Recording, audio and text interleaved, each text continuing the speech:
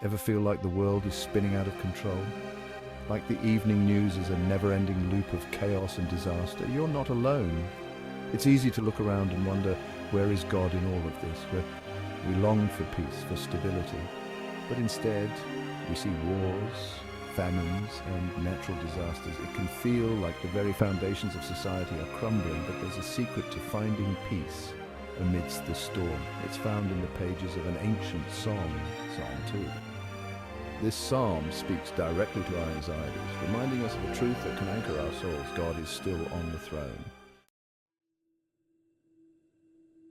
Psalm 2 isn't some dry, dusty scripture. It's a raw, emotional outcry, penned in a time much like our own. The psalmist looks out at a world seemingly ruled by chaos, by the schemes of the powerful who disregard God.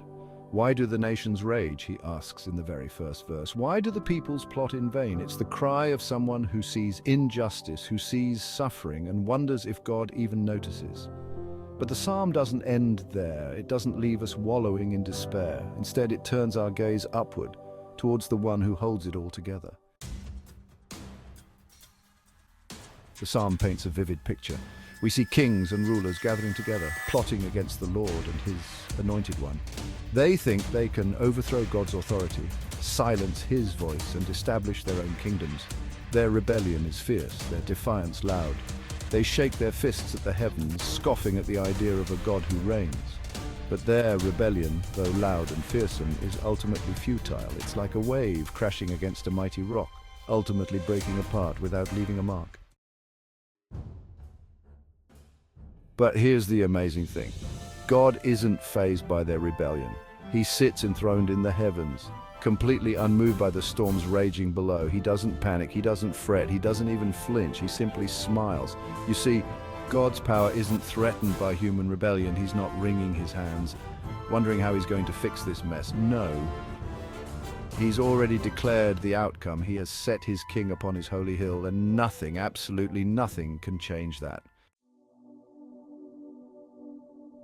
The psalm tells us that God laughs at the futility of their plans.